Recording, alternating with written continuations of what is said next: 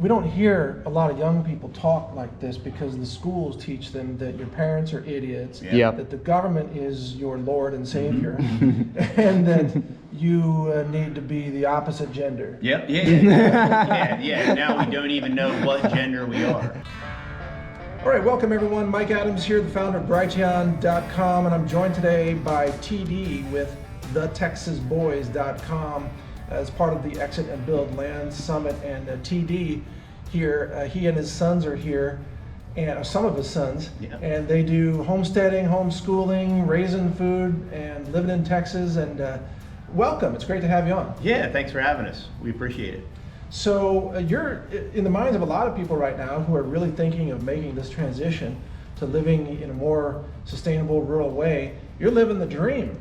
Well, we decided to do this about 9 years ago. We strategically relocated to Texas, and then the boys started a YouTube channel, and all of these different guys that I resonate with and follow, like Richard Grove and Curtis Stone, and then when I heard Patrick Wood, I'm like, whoa, they're all going to be in one spot. Like, we have to do this, you know? Right. So we started promoting the summit, and then the three older boys were like, yeah, well, we'll go with you, you know? And I thought, here's what's so awesome. So they would go to give us our name tags, right? And it was a younger fella helping out, and he was like, so are you guys going into the childcare? I'm like, no, they're here to learn, man. This is the way that we've done it, you know?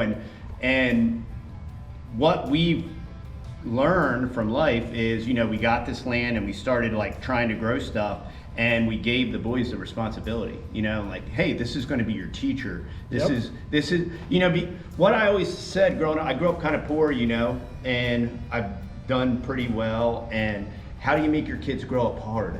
You know what I mean? When you're successful and you have abundance, how do you make them know what it's like to struggle, you know? No, wait, let me just jump in, because I've seen the same thing.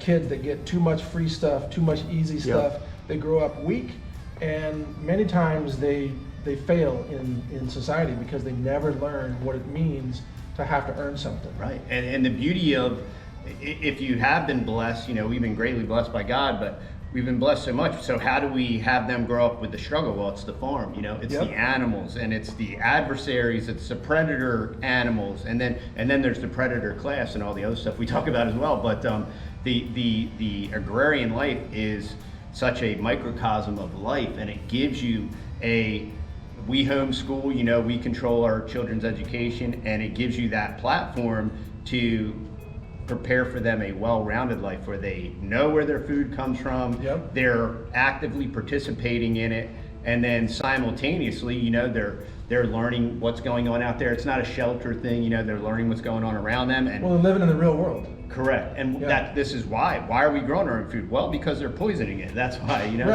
It helps us to demonstrate that to them. You didn't want your boys to grow up on TikTok. Correct, no, we categorically reject TikTok. Okay, that's a good choice. So I think a lot of our audience are going to be wondering, what did you do professionally before you made this transition? Well, if you don't mind saying. You know, I was a financial planner for 11 years, and I was a junior partner, and I kind of got pushed out and lost my equity stake and all that stuff. And so I got into construction, started doing that, and then some really big storms hit, did really well, and we decided, you know, we should get out while the getting's good, you know. So we left the Northeast, strategically relocated here, started over again from scratch. Wow. We couldn't sell our home. We had to let them foreclose. I had an 816 credit score. I had all kinds of revolving credit. We paid as we went, so the only debt we had was a mortgage, and we had to let them foreclose, destroyed my credit. We came down here with a little bit of cash. We bought a fixer-upper, and in the last 9 years, we bought our 5-acre homestead, fixed it up. We then purchased 25 acres that we graze Longhorn, and then we just bought another additional 15 acres and we expanded our homestead. And it's just, you know, bootstrap and try, fail, adjust, and learning from great people like you and all these other platforms of people putting out real information and networking. You know, that's why we're here at the Exit and Build, is to network, learn, share, and then also take this information and run it through our network and Yes. try to get it out. Well, let me mention that your YouTube channel is called The Texas Boys, yeah. The Texas Boys. Okay. You are, of course, you have an invitation to launch your channel on Brighton. Okay, yeah, we'll do it. We'd love to have you there. Yeah, that's great. We'll do it. Yeah, and you won't be censored. Yeah, No way. Good. Yeah. Really? That's happened Wow. several times, actually. You can say almost literally anything you want. That'd be great. That's so freeing. That's so Americana. I know. It harkens back to the day just 3 years ago, or whatever, before all the Yeah, censorship. remember that? Yeah. So tell us about some of the struggles that you've had then, because you took on a lot, and it sounds like you weren't raised on a farm. Is that correct? Yeah, I mean, I was raised in a neighborhood, and I had never grown anything. And actually, what happened is, we were inspired by YouTube, like guys like Justin Rhodes and Joel Salton, and we were taking in this information, and we're like, wow, well, other people are trying to do this, and we're going to try to do it. And when you try, there's a lot of failure involved. That's right. And all that. And but I got this, I always kind of overdo everything, And I was like, we need to plant some fruit trees. And when's the best time to plant a fruit tree? 20 years ago, when's the next best time? Right now. So Yeah. we drove to the nursery, and I bought like $1,000 of fruit trees. And then I'm like, oh no, now I got to plant them. And that's what kind of started us on. I'd never planted anything, never grew anything. You started with fruit trees? Yeah, and we started with fruit trees. And now we have about 400 fruit trees. And I've killed many. We propagate them. We have a greenhouse, so and we demonstrate that stuff on our YouTube channel. And then how'd the deer do with all those fruit trees? well, we've systematically fenced in our property. Oh, okay, And okay. we have a livestock guardian dog, so we don't have any issues And with we deer currently. and we rotate animals. Yeah, we have coonies, and we rotate our ducks and our chickens. Oh, that's great. Yeah. And you said you have Longhorns. Yes, and we have about 15 Longhorns. I'm really glad you have Longhorns, because a lot of people I know here in Central Texas, they have Longhorns, and such an incredible animal. Yeah, and it's part, when we came here, we said, we want to take everything about the culture and encapsulate it, amplify it. And the Longhorn is part of Texas history, and we want to preserve that history. We want to preserve as best we can the cowboy way of life. My boys don't dress like this isn't a fashion statement, but it is a cultural statement. Yeah, for those, this is audio only on my side, but for those listening, your boys are all dressed like Texas cowboy hats, Texas belts, and boots. But it's a functional Correct. garb. This is not Yeah. costume time. No. In fact, even the design of the hat is designed so that the rain falls off in front of you instead of down your collar. Correct. And these kids are working boys. Yep. They just set their fence and their sign for their property. We believe in not just family, but building the way that it used to be, and the way that it still is in some places in Europe, where in America, with the government schools and the propaganda camps, and then higher education, where they continue that Prussian, Bernaysian, like divide and conquer, and we're going to split you all up, and you need to leave your family and go off and see the world and kind of do your own thing. Well, what if family didn't want to, I hate my mom and dad, I want to get as far away from them, and I'll come and visit or whatever, but what if they wanted to stay? And what if your children wanted to stay and build their homes, right? And because it's so hard to build a community. Well, how about just build your family, right? And encourage them. So my wife and I said, what if there was a way that instead of just accumulating wealth and dying and giving that to your heirs, what if there was a way to do that while you're alive? And we can participate together, share together. So that was our desire, and we prayed about it, how can we do this? So starting over from nothing with we spent all our capital on our home. I took a low-paying job and grew that, and we bootstrapped and just saved our money, started buying dirt, and that was what we're realizing now. We have about 50 acres, and it's just been a slow accumulation over 9 years, Yep. And now Matt, my oldest son, he's building his house on our new property. and we're going to continue this, this legacy.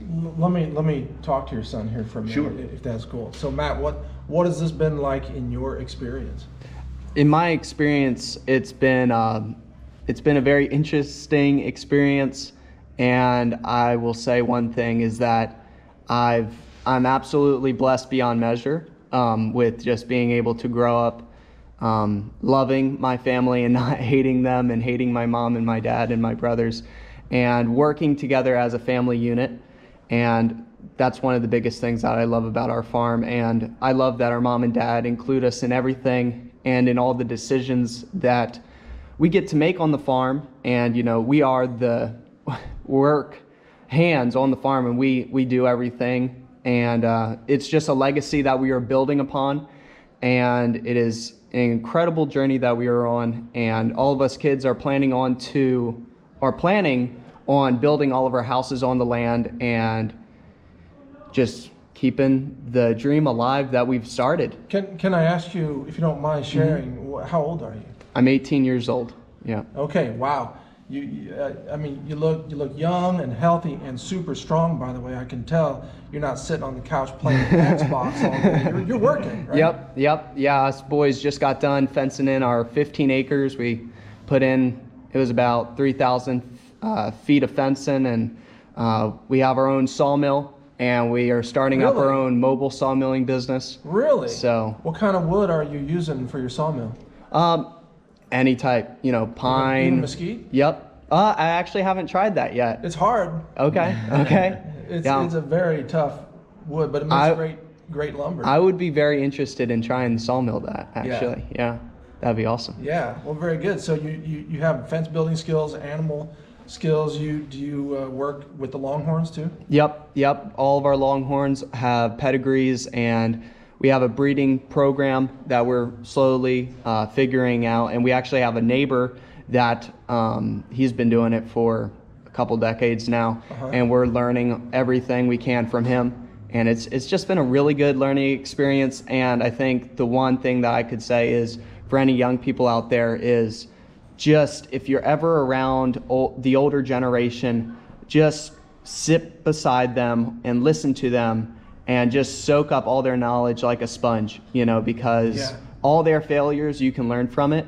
And I think the older generation is the way that we have to get back to, See, and thank you for that, Matt. And we don't hear a lot of young people talk like this, because the schools teach them that your parents are idiots, that the government is your Lord and Savior, and that you need to be the opposite gender. Yep. Yeah. Now we don't even know what gender we are. Right. And speaking of this whole gender thing, we're here talking about transhumanism and the technocracy, and you start thinking about this thing when it comes to gene editing your food. Well, the end game with this whole transgenderism, transnocracy is, they want to they're going to gene edit us. Yes. So then that way you're not, you don't just, it's funny, we drove by the birth center on the way here, and it said, "It's a boy." I'm like, wow, you can say that? I mean, how do you know it's a boy? And it struck me, right then. I'm like, no, they're gonna say, oh, well, we're going to decide that you identify as a boy now, and we're going to gene edit you. Because now the argument is, you're a biological male. Well, wait 6 months, I don't know. I used to say wait 10 or 20 years, but anymore. But it's all happening faster now. Yeah, correct. Yeah. It's insane. Well, so talk to us about your food supply. How much food are you growing yourself? So we just got a greenhouse. That's been a huge game changer, because that's given us a longer growing season. Texas Ready, who is here, they have a phenomenal program, so we're getting up to speed on that. Because we've had raised beds, and then we planted in the ground, and we've had great years, and then we've had really terrible years. Last year was a rough year with the drought. But we have about 400 fruit trees. I wanted to go with a large perennial infrastructure, because once you kind of plant that stuff, if you keep it watered and mineralized and fed, it should continue. It should take less input, And so we have a very large pantry. We talk about that on our channel, like prepping and food storage, and we do a lot of canning. And we have 8 people in our family, so it's kind of funny when you talk to people about prepping and they kind of see something like, y'all don't understand how much kids eat. I'm like, this isn't that much food. That's like, right. Which is why we need our community. You know, we have a nice, great local community. Some people have moved in and other people were already there. And so we're constantly within our community, like bartering or exchanging or helping and encouraging. And that's food storage, you know, working with your community. And so, you know, our one neighbor, when the harvest is in, they're always dropping stuff off, and you know, that's kind of all part of it. So are you doing backyard chickens at this point? Yep, we have many chickens. We probably have about 100 or so. We just got done. We hatch our own chickens too, and we've hatched out this spring over 100 baby chicks. Oh wow! Yeah, it's going to be a lot of roosters to deal with. Yeah, yes, definitely. Yeah. I've run into that issue myself. It's like, what am I going to do with all these roosters? Crock pot. Yeah, it turns out. We have Muscovy ducks, so we have ducks, we have chickens, and then we have the Longhorn, and we have coonies. They stay in our food forest, and they, you know, lightly till the ground and keep everything fertilized. Graze, yeah. Nice. Yeah. All right, so remind folks again how they can find you. What aside from your channel, your website? Yeah, our website is TheTexasBoys.com. And our YouTube channel is The Texas Boys, and so check us out there. We appreciate it, and we would love to. We put a lot of current event stuff out, but what we want to continue to demonstrate is we had this idea, we implemented it, we started it, it works, and we're going to continue forward with that, with training your own children, teaching them hard work, teaching them entrepreneurship, you know, entrepreneurism. Yeah, and we just came out with our own course too, which teaches all of that. We did. We just launched a video course with a workbook. We have a parenting course, and then the boys did a young men's course to try to just disseminate and distill and propagate this information for others. Well, we can help you with that. That would be great. We have a new channel called Brighton University, which is brightu.com, and we feature documentaries there, any kind of a video series, and then people who watch that, they're offered the opportunity to purchase the course or the series or the downloads. Oh, great. Okay, cool. So I can get my team in touch with your boys, and yeah, that'd be awesome. If you want to do that, we can get that out to a lot of people. Yeah, that'd be great. We'd like to do that. Okay, yeah. That'd be awesome. We'd like to work with you, and also invite you next time you come down to Austin. My studio is in this area as well. You can come in our studio and do another interview, but you have to bring some stuff to show. We'll do it. We'll bring it all. Show and tell. That'd be great. Show and tell. Yeah, we'll do it. All right. That'd be great. That's great. Thanks, man. Well, thank you. Thanks for joining us today, and really happy that to hear what you're doing. This is what we need to survive, I think, as a species. And happy to have you here as fellow Texans. That's great. Yeah, thanks for having us on, Mike. All right, Appreciate it. Thank you. And the website, folks, is TheTexasBoys.com, and hopefully soon to appear a channel on Brighton.com as well, where they are very, very welcome and will not be censored. We'll call it Texas Boys Uncensored. Yeah, that'd be great. How about that? All right, thanks for watching. I'm Mike Adams, the founder of Brighton.com, reporting from the Exit and Build Land Summit in Bastrop, Texas. Take care.